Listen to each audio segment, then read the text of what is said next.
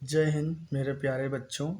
आज हम कक्षा 12 यूपी बोर्ड का पद्य का पहला पाठ पवन दूत का।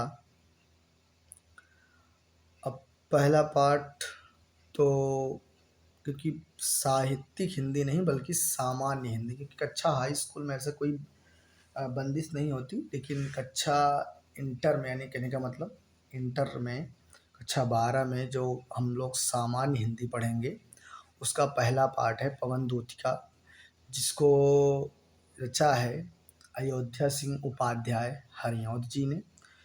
तो इसका हम पहले संदर्भ जानते हैं। संदर्भ बहुत कठिन नहीं है, हम लोग साधारण ही संदर्भ का प्रयोग करेंगे।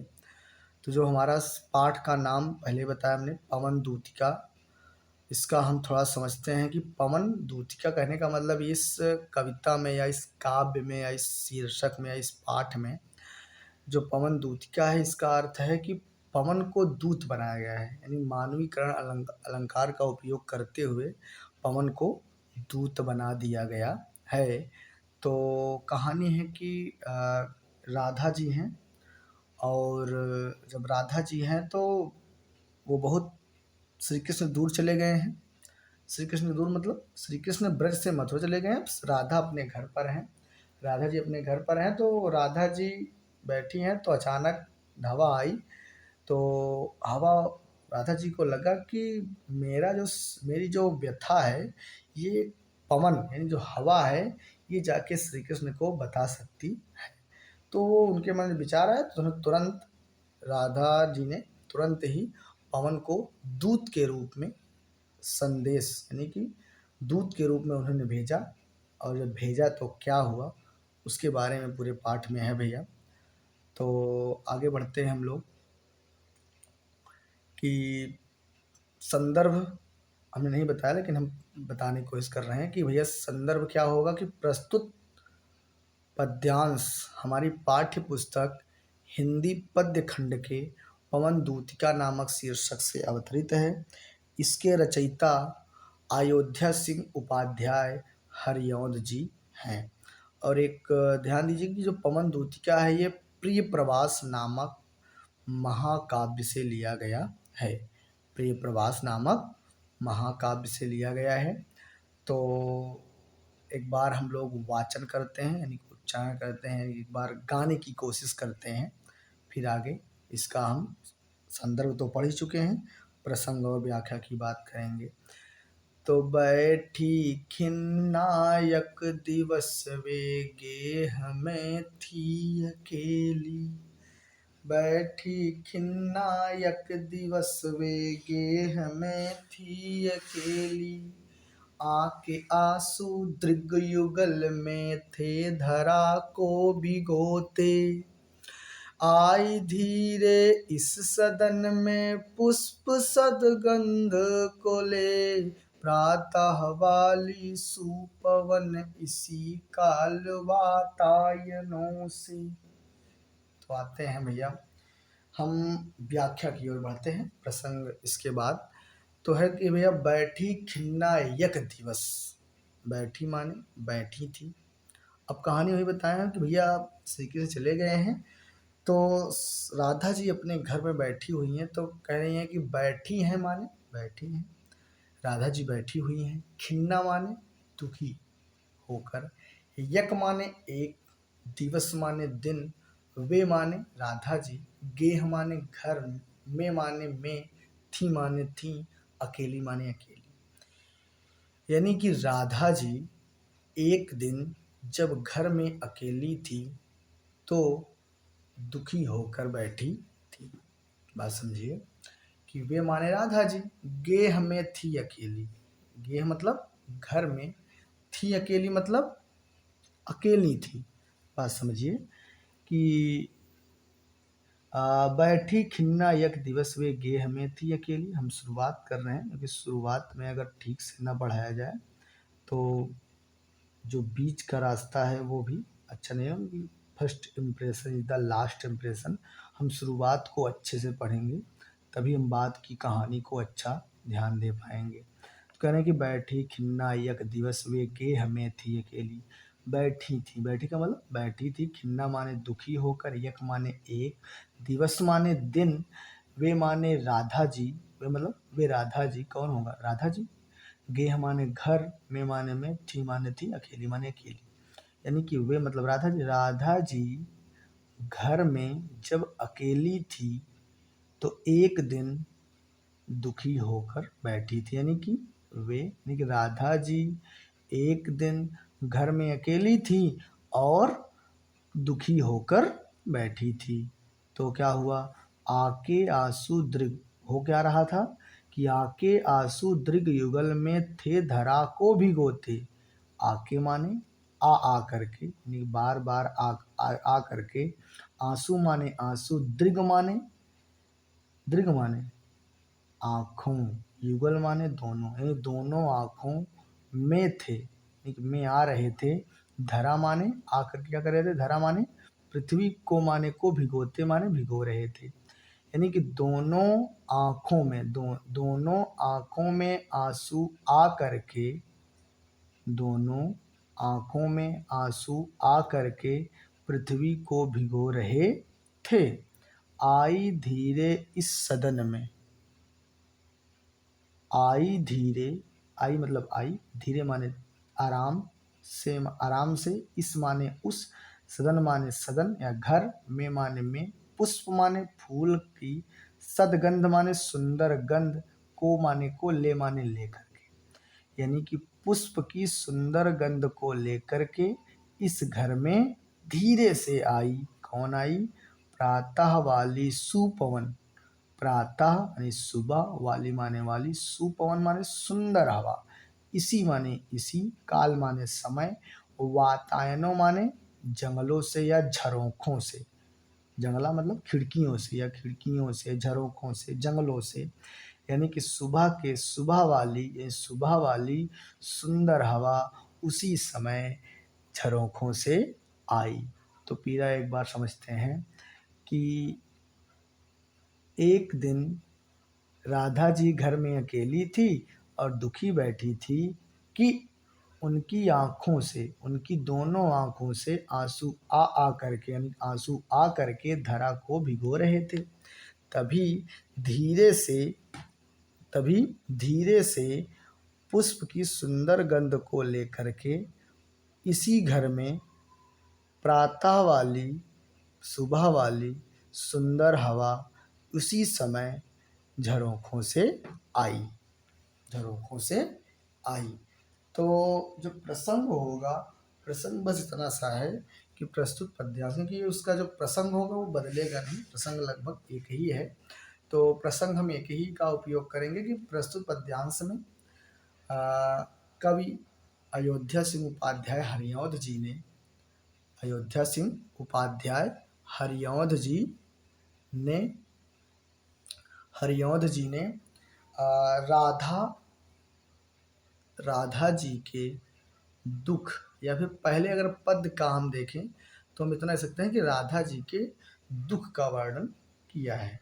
अब दुख का वर्णन किया है तो दूसरे वाले में समझते हैं कि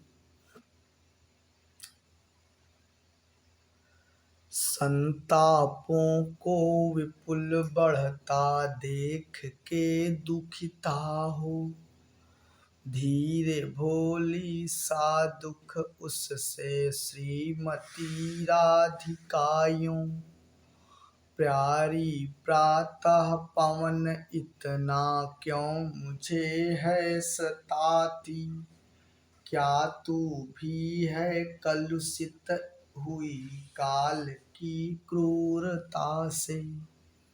समझते हैं कि आगे संतापों को विपुल बढ़ता, संतापों माने होता है दुख, को माने को, विपुल माने विराट या बहुत अधिक मात्रा में, बहुत बड़े रूप में, बढ़ता माने बढ़ता, देख माने देख करके, देख के माने देख करके, दुखिता माने दुखी हो गई।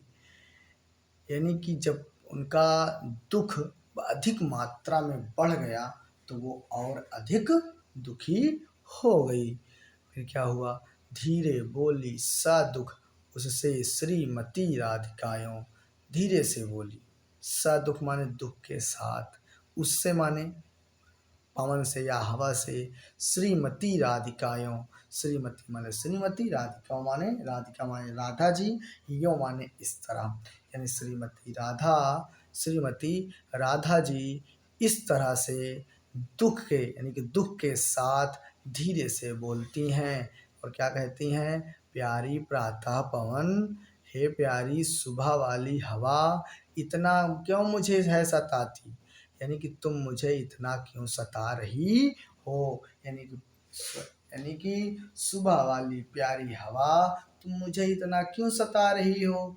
क्या तू भी है कलुषित हुई काल की क्रूरता से, क्या तू भी कलुषित माने गंदी हो गई है या दुखी हुई है, काल माने काल या समय की क्रूरता से मतलब निर्दयीपन से, यानी क्या तू भी समय के निर्दयीपन से परेशान हो गई है, क्या तू भी समय के निर्दयीपन से परेशान हो गई है। फिर अगला है, तो अगर दूसरे का प्रसंग देखा जाए तो प्रस्तुत पद्यांश में कवि हरिऔध जी ने राधा जी पवन से प्रश्न पूछ रही हैं, इसी का वर्णन किया है। या प्रश्न राधा जी हवा से उसका हाल पूछ रही हैं, इसी का वर्णन किया है। तीसरा समझते हैं, मेरे प्यारे नव जलद कंच से नेत्र वाले, यानी कि मेरे प्यारे नव जलद से कंच से नेत्र वाले, जाके आए ना मधुबन से औ न भेजा संदेशा, मैं रो रो के प्रिय विरह से बावली हो रही हूँ, जाके मेरी सब दुख कथा श्याम को तू सुना दे, मेरे प्यारे नव जलद से कंच से नेत्र वाले। क्या कह रहे हैं, मेरे प्यारे नव जलद से कंच से नेत्र वाले हैं, यानी कह रहे हैं मेरे प्यारे, यानी मेरे मतलब राधा जी कह रही हैं पवन से कि हे पवन, मैं तुमको श्री कृष्ण का यानी कि पहचान बता रही हूँ कि समझो कि श्री कृष्ण कैसे हैं, यानी कि मैं तुमको जहाँ भेज रही हूँ कैसे हैं, इसको तो जान लो कि मेरे प्यारे नवजलद, मेरे प्यारे श्री कृष्ण, नव माने एक नए, जलद माने बादल की तरह है, और उनकी आँखें कंच माने काली, से माने से नेत्र वाले, मतलब यानी कि जो उनकी आँखें हैं वो काली हैं, यानी कहने का मतलब मेरे श्री कृष्ण की जो आँखें हैं वो नए बादल की तरह काली हैं, नए बादल, जैसे नया बादल काला होता है ठीक उसी तरह से दिखाई देती हैं। जाके आए ना मधुबन से औ न भेजा संदेशा, जाके आए ना यानी कि गए और आए नहीं, मधुबन माने मथुरा से, यानी मथुरा गए और वहाँ से लौटे नहीं, और न भेजा संदेशा, और कोई संदेश भी नहीं भेजा, मैं रो रो के प्रिय विरह से बावली हो रही हूँ, मैं रो रो करके प्रिय विरह से, यानी कि प्रिय विरह मतलब अपने श्री कृष्ण से दूर होने के कारण मैं रो रो करके पागल होती जा रही हूँ, यानी कि मैं रो रो मतलब रो रो करके, प्रिय मतलब श्री कृष्ण से, विरह माने दूर होने के कारण, यानी कि मैं अपने श्री कृष्ण से दूर होने के कारण रो रही हूँ, और रोते रोते बावली माने पागल हो जा रही हूँ, यानी पागल होती जा रही हूँ। आगे कह रहे हैं, जाके मेरी सब दुख कथा श्याम को तू सुना दे, जाके मेरी सब दुख कथा, यानी कि हे पवन, हे हवा, जा करके मेरी सब माने सारी दुख कथा माने दुख की कहानी तू जा करके श्याम को, श्री कृष्ण को जा करके सुना दे। यानी कि हे हवा, तू श्री कृष्ण के पास जा करके मेरी सारी दुख की कहानी उनको बता दे। तो इसमें क्या है कि इसमें राधा जी, कवि हरिऔध जी ने राधा जी के द्वारा श्री कृष्ण की पहचान हवा को बताने, पवन को बता रही हैं, इसी का वर्णन किया है। राधा जी श्री कृष्ण की पहचान को हवा को यानी पवन को बता रही हैं, इसी का वर्णन किया है।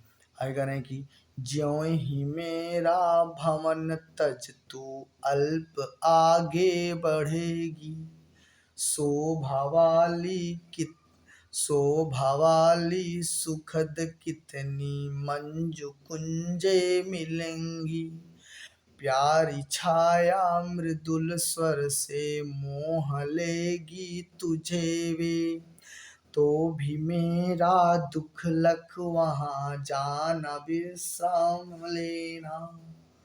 अब आगे क्या है चौथा वाला भैया कि अब उसको सावधान कर रही है, यानी कि इसे प्रसंग होगा कि प्रस्तुत पद्यांश में कई हरिऔध जी ने राधा जी के द्वारा पवन को सावधान कर रही हैं, इसी का वर्णन किया है। यानी कि राधा जी पवन को सावधान कर रहे हैं कि हे राधा, ज्यों ही मेरा भवन तज तू अल्प आगे बढ़ेगी। यानी कि हे पवन, ज्यों माने जैसे, ही मेरा माने मेरा, भवन माने घर, तज माने छोड़कर, तू माने तू, यानी कि हे हवा तू मतलब हे हवा, अल्प माने थोड़ा सा, आगे माने आगे, बढ़ेगी माने बढ़ेगी। यानी कि हे हवा, तू जैसे ही मेरा घर छोड़ करके थोड़ा सा आगे बढ़ेगी, शोभा वाली सुखद कितनी मंजू कुंजे मिलेंगी। शोभा वाली मतलब सुंदरता से भरी हुई, सुखद माने सुख देने वाली, कितनी माने बहुत सी, मंजू माने सुंदर, कुंजे माने छोटे बाग बगीचे, मिलेंगी माने मिलेंगे।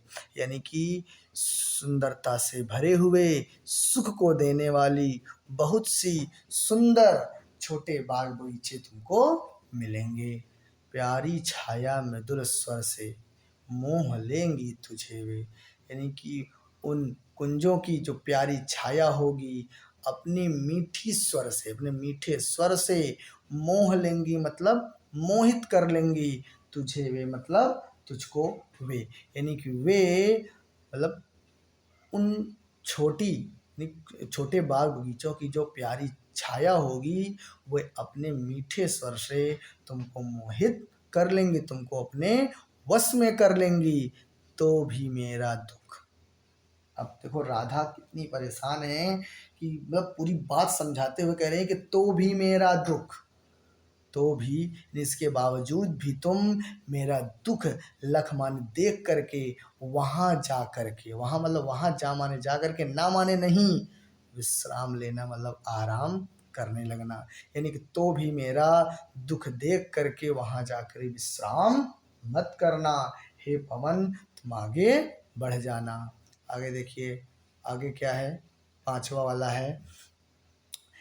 तो इसमें क्या है इसका प्रसंग बताए हैं, तो आगे कह रहे हैं कि थोड़ा आगे सरस रव का धाम सतपुष्प वाला, अच्छे अच्छे बहुद्रुम लतावान सौंदर्यशाली, प्यारे वृंदा विपिन मन को मुग्धकारी मिलेगा, आना जाना इस विपिन से मोह माना ना होना। बड़ी मतलब कितना बारीक, एक छोटी जैसे कहते नहीं है कि राधा को इतना डर है कि ये पवन को मैं भेज तो रही हूँ, लेकिन मैं इसको एक ऐसी बात ना छोड़ूं जिससे ये वहाँ जा पर, नहीं कि मैं पूरी बात बता दूं ताकि ये कोई एक बात तो वहाँ जा कर के देख के चली जाए, कम से कम मुझे श्री कृष्ण का कुछ तो संदेशा मिले। अब आगे कह रहे हैं कि थोड़ा आगे, यानी जब तो इसके और थोड़ा आगे बढ़ेगी तो सरस रव, सरस माने रस से भरी हुई, सरस, रस से भरा हुआ, रव माने ध्वनि वाला, धाम माने धाम, सतपुष्प वाला। यानी कह रहे हैं कि थोड़ा तू आगे बढ़ेगी तो 7 पुष्पों वाला धाम मिलेगा, 7 फूलों वाला एक धाम मिलेगा, जिसमें रस से भरी हुई ध्वनियाँ सुनाई देंगी। रव माने ध्वनियाँ, यानी कि रस से भरी हुई आवाज़ सुनाई देगी। अच्छे अच्छे बहुद्रुम लतावा सौंदर्यशाली, वहाँ क्या होंगे?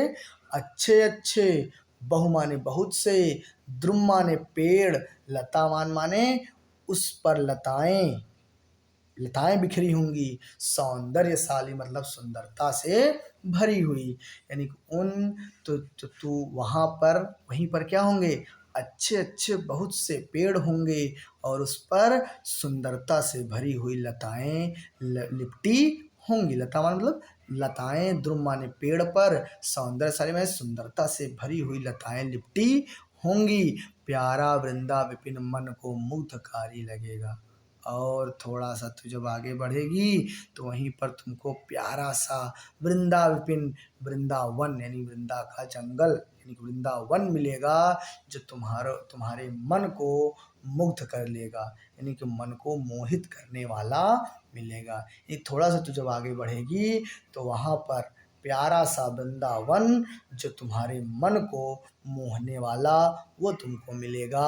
आना जाना यानी कि तुम चक्कर लगाना, आने जाने का मतलब चक्कर लगाना इस विपिन से, इस मतलब इस जंगल, ये विपिन माने जंगल, यानी इस जंगल में तुम आना जाना, चक्कर लगाना, लेकिन मुँह माना ना होना।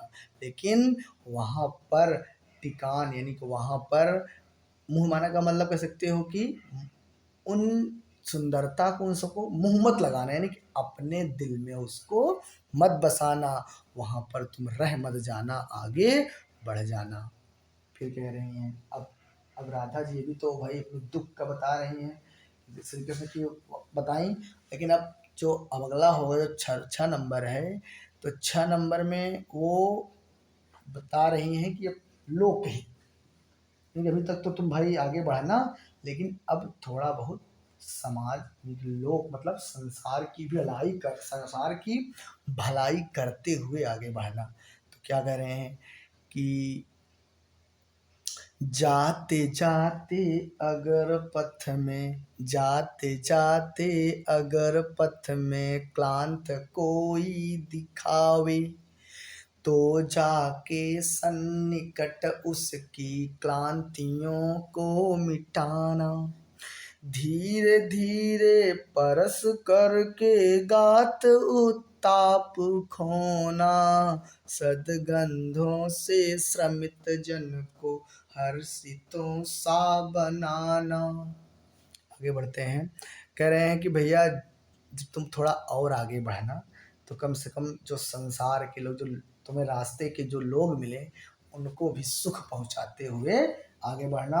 और कैसे, आगे देखते हैं, कह रहे हैं कि जाते जाते यानी कि जब तुम जाते जाते आगे बढ़ोगी तो अगर माने लेकिन, पथ माने रास्ते, में माने में, क्लांत माने दुखी, कोई माने कोई भी, दिखावे माने दिखाई दे, यानी कि तुम आगे जब ऐसे आगे बढ़ती रहोगी तुमको हो सकता है रास्ते में कोई दुखी यानी दुखी व्यक्ति दिखाई दे, तो जाके, तो उसके बाद जाके मतलब जाना, सन्निकट उसके पास जाना, और उसकी मतलब उस व्यक्ति की क्लांतियों माने दुख को मिटाना मतलब समाप्त कर देना। तो उसके पास जाना और उसके दुख को समाप्त कर देना।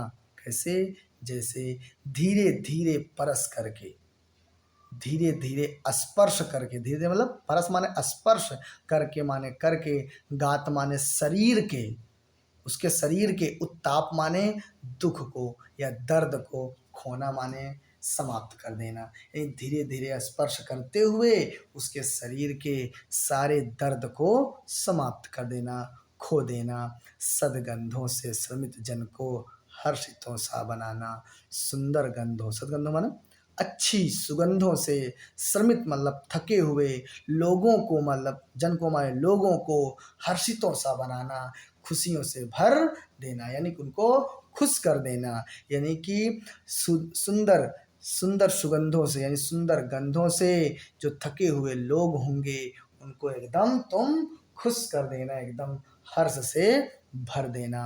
आगे बढ़ते हैं भैया, 7वां वाला है कि अब आगे प्रश्न यानी कि प्रसंग वही रहेगा कि वो मतलब बता रहे हैं कि जो तुमको रास्ते में लोग मिले उनकी भी सेवा करते हुए, उनका भी सहायता करते हुए आगे बढ़ना। तो ये कह रहे हैं कि लज्जाशीला पथिक महिला जो कहीं दृष्टि आए, होने देना विकृत वसना तो न तू सुंदरी को, जो थोड़ी भी श्रमित वह हो गोद ले शांति खोना, होठों को की औ कमल मुख की म्लान लाए मिटाना।